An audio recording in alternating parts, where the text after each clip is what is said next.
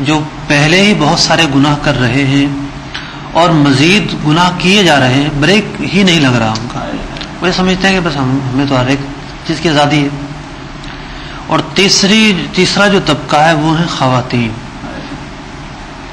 تو یہ تینوں طرح ہی کے لوگ ہیں، ان سب پر اپنی اپنی ذمہ داریاں عائد ہوتی ہیں. نہ صرف یہ کہ مذہبی افراد، ماڈرن افراد، جو بھی مسلمان ہیں، سب کو گناہ سے بچنا ہے. ہاں، جو مذہبی رنگ میں ہوگا، جس سے اللہ تعالیٰ خوف ہوگا، تقوی اور پرہیزگاری ہوگی، نمازی ہوگا، وہ نگاہیں نیچی کر کے، اگر خاتون آ بھی جائے تو نگاہیں نیچی کر کے ضرورت کے مطابق گفتگو کر کے اپنے کام کو جلدی نمٹا لے گا. لیکن جو عام ایک چیز سنی جاتی ہے لوگوں سے کہ جناب دکانداروں کے پاس عورتیں نہ آئیں تو ان کا کھانا ہضم نہیں ہوتا، جب وہ گاہک چلی جاتی ہیں تو پھر وہ ایک تبصرے کرتے ہیں، ان کی باتوں پر تبادلہ خیال کرتے ہیں، آئندہ آنے کا انتظار کرتے ہیں. تو نہ تو ان خواتین کو شرم و حیا ہے جو بے پردہ، دوپٹہ نہیں ہے، گلا کھلا ہوا ہے، آستینیں کھلی ہوئی ہیں، پانچے نہ جانے کتنے چڑھے ہوئے ہیں، پنڈلیاں آدھی پنڈلیاں نظر آ رہی ہیں، سینے پر کوئی مطلب کہ دوپٹہ وغیرہ چادر وغیرہ نہیں ہے.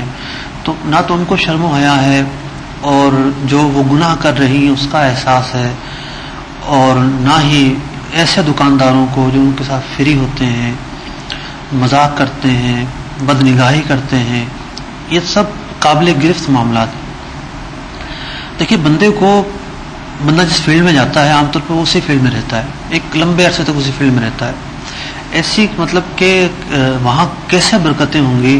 آپ صبح سے شام تک بیٹھ کر گناہ کیے جا رہے ہیں، بد نگاہی کیے جا رہے ہیں، تو ایسے روزے میں کیسے برکت ہوگی؟ دکانداروں پر بھی لازم ہے کہ وہ خوف خدا کریں، ان خواتین پر بھی لازم ہے. وہ کیوں باہر نکلتی ہیں گھروں سے؟ ان کے مرد موجود ہیں، ان کے اولاد موجود ہے، وہ ان کے ذریعے خریداری کروا سکتی ہیں. اور یہ تو گارمنٹس مارکیٹ ہے، یہاں تو ریڈی میڈس چیزیں بکتی ہیں، اور بہت ساری چیزیں تو وہ ہوتی ہیں کہ جو مرد سے خریدتے ہوئے عورت کو شرم آئے، لیکن شرم جو ہے وہ مرد کو تو نہیں آتی، عورت کو بھی نہیں آتی. یہ معاملہ ہے. اللہ تعالیٰ عقل سلیم عطا فرمائے. یقیناً مدنی چینل کے ناظرین، بالخصوص اسلامی بہنیں، پردے کے حوالے سے اپنا ذہن بنائیں. الحمدللہ مدنی چینل پر وقتاً فوقتاً آپ کو ذہن بھی دیا جاتا ہے. امیر علیہ سنت کے مدنی مذاکروں میں بھی میں آپ کو دعوت دوں گا. ایک بہت پیاری کتاب ہے امیر علیہ سنت کی، پردے کے بارے میں سوال و جواب. اس کو پڑھیے تاکہ آپ کو اندازہ ہو کہ ایک عورت پر کیا چیزیں لازم ہیں اور کن شرائط کے تحت وہ گھر سے باہر نکل سکتی ہے. بازاروں کا جو حال ہے وہ آپ سب اچھی طرح جانتے ہیں. اللہ تعالیٰ ہم سب کو ان تمام برے اعمال سے بچنے کی توفیق عطا فرمائے. یہ صرف گارمنٹس کے لیے نہیں ہے، احکام تجارت ہر تاجر کے لیے ہے، ہر اسلامی بھائی، ہر اسلامی بہن کے لیے ہے جو تجارت کرنے جاتے ہیں، جو چیزیں خریدنے جاتے ہیں. ان تمام باتوں کا خیال ہمیں رکھنا چاہیے. آئیے مارکیٹ چلتے ہیں، دیکھتے ہیں ایک اور کیا ہمارے لیے سوال ہے. صلو علی الحبیب صلی اللہ تعالی علی محمد صلی اللہ علیہ وسلم. السلام علیکم ورحمۃ اللہ. وعلیکم السلام ورحمۃ اللہ وبرکاتہ. پیارے اسلام بھائی، آپ کا کیا سوال ہے؟